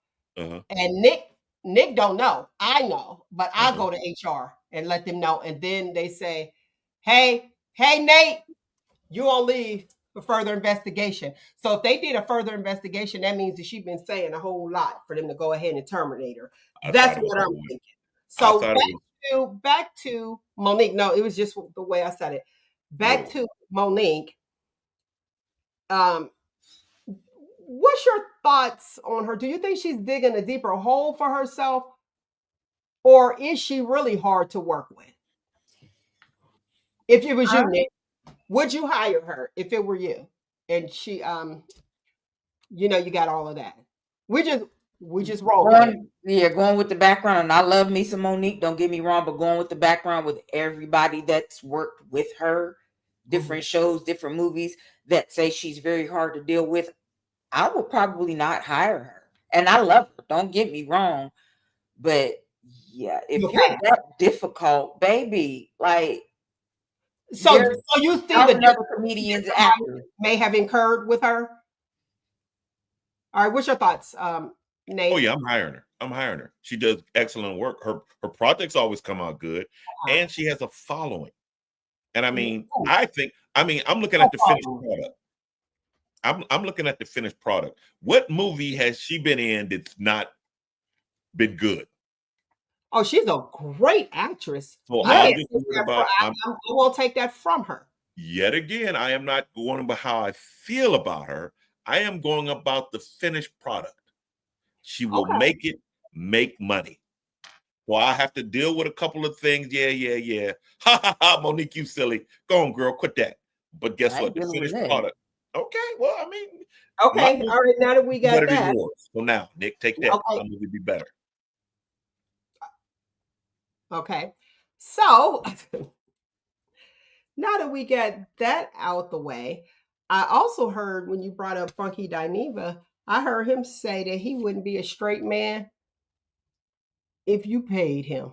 It was phrasing. I'm like, is it that bad for men that a gay was like, I don't even want to be a straight black man. Now, what's your thoughts? That's sad. That's very sad. I mean, wait, let me hear her. Go ahead. Anyway, that is very sad because then we, us women really need to look at ourselves and like, have we made it that bad for these men? Like, I mean, some of them do act like Mitches, like you said, but I just, and I sit back and I do look at behaviors of some women and stuff that women are putting online, and I'm like, oh, that is just not cute. And then I have to reflect on myself, like the way I acted when I was younger, sometimes what I do now, and I'd be like, Nick, you got to do better for real because this is bad. Nate, okay, this is bad. What's your thoughts, Nate? I totally agree with him. I understand it because I'm coming from the man point. It's hard being a man and being understood. And a lot of women don't understand that the very men that you don't like and despise are raised by women. When you take us out of it, I mean, this is what you guys have been cooking in this kitchen all the time. And now you're like, this don't even. I'm glad you brought that up. I want to go back to these issues that we just seen, where you have gay men that's like, I'd rather be gay than straight because of the issues and the turmoil that the black man has.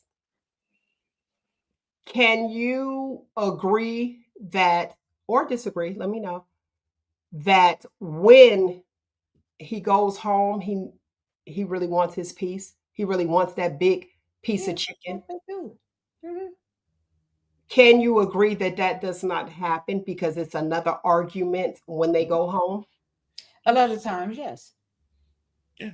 As a woman, I can admit that a lot of times, just because sometimes I can be difficult to deal with.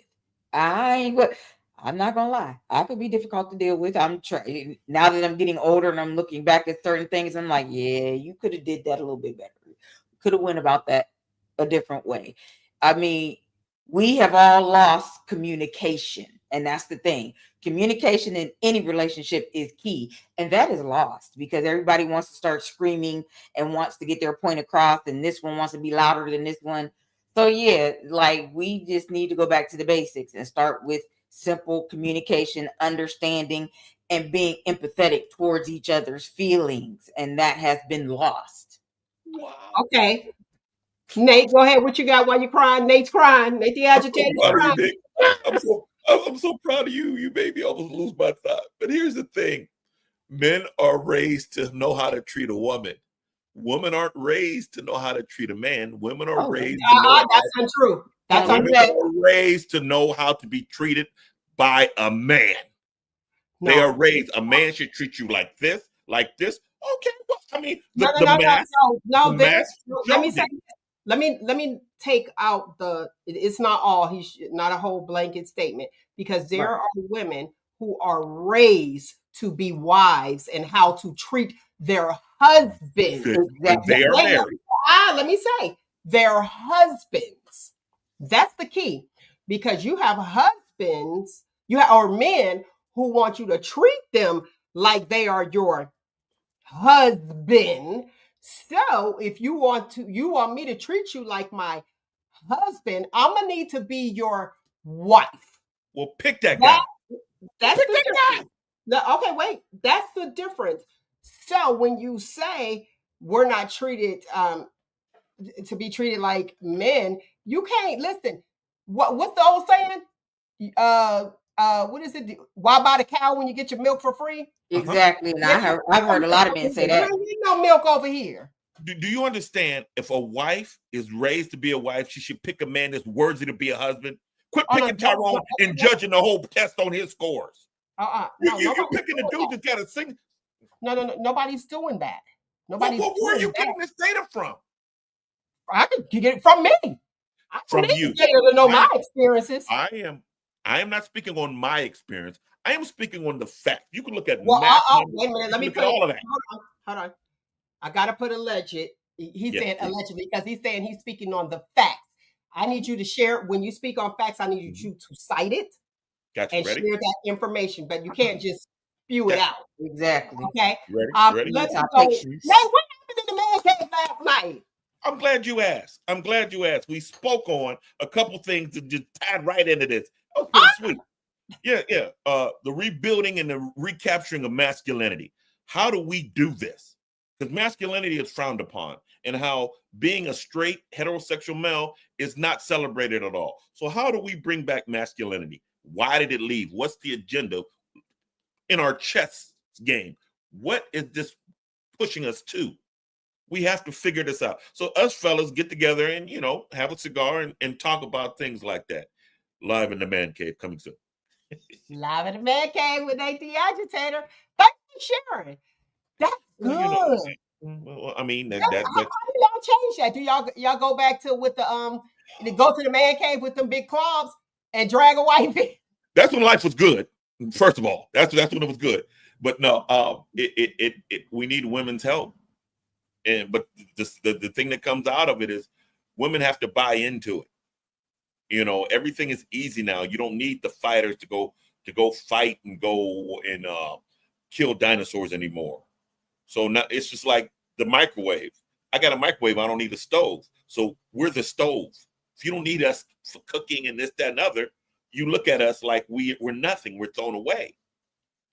But those who know how to cook on a stove always seem to be in a healthier lifestyle, married and stuff like that. So I'm extinct. I know being an agitator makes me extinct.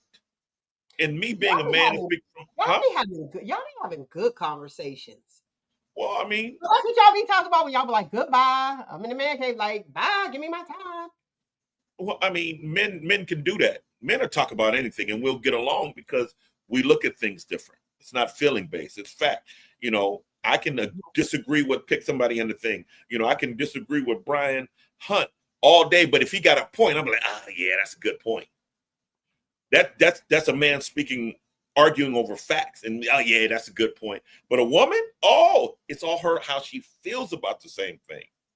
And your feeling is different than everyone else's. So that's why men's conversations seem to go more fluent and stuff like that, because we'll bring up a fact or this, that, and other, and I can't argue it back because it's not how I feel. Speaking of that, and you're arguing a fact based upon your experiences, just like we do, because you guys experience a lot. And tell me you ain't experienced a chick that can't cook on the stove.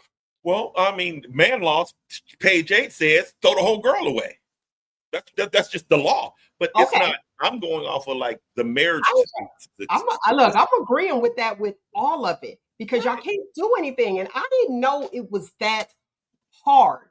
I did not know. And I feel horrible. I'm like Nick right now. I feel horrible because, first of all, you're not going to treat me bad. Let me preface it with that. I'm not going to stand for that.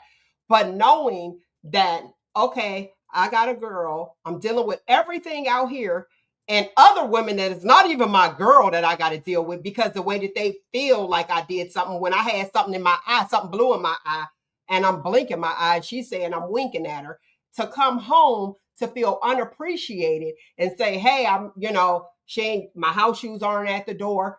And those are little things. Like just how they house shoes at the door here, they can boom, boom, there you go, relax and chill. But it's everything they didn't do that you saw while they were at work. And here's the thing. All you have to, if you got a good man, all you have to do is lean back and enjoy the ride. That's his job. That's his makeup, to make sure you're okay. Just lean back and enjoy the ride. You don't have to nag about it or change it. But women see that as he's boring. He's boring. Hey, Okay. he don't want to get in all that. This, that, and the other. John want to add to it. Actions speak louder than words. Okay. Love is a verb. Love is a verb. Okay, here's this one's. Okay, this is to you with the man cave conversation. Fatima said, I need my masculinity men's sons and nephews. Thank you. So how do you suggest we get that back? You have to allow men to be men. And all this you can't say, you can't do, you will offend. Being a man is being offended. You know how men greet each other? I'll look at John and say, man, you look fat today. This is how we greet each other. Friends. Oh, man, look, you're looking like a balloon in that shirt. But to women, that'd be offensive. So y'all don't do that. But what we do is frowned upon. I can't tell Zale Jay-Z that his shirt, his shoes are mismatched, or you need to change them shoes, or how we just generally, Cornell, man, was that you smelling like that? You smell like liniment?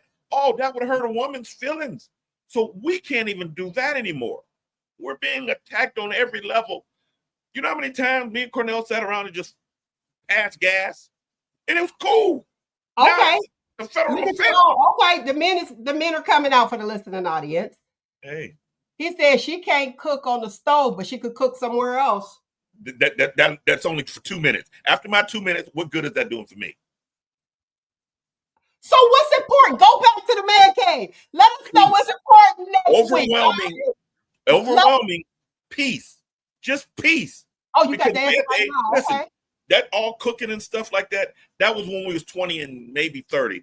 At 40, 50, man, listen, hey, a good meal and peace, I'll be like, hey, babe, let me talk dirty to you. Ready? Let's go take a nap. Ooh, see how about? See, we're going to dinner. Both of y'all was like, take me to dinner. I'm tired of being in the house. I'm joking.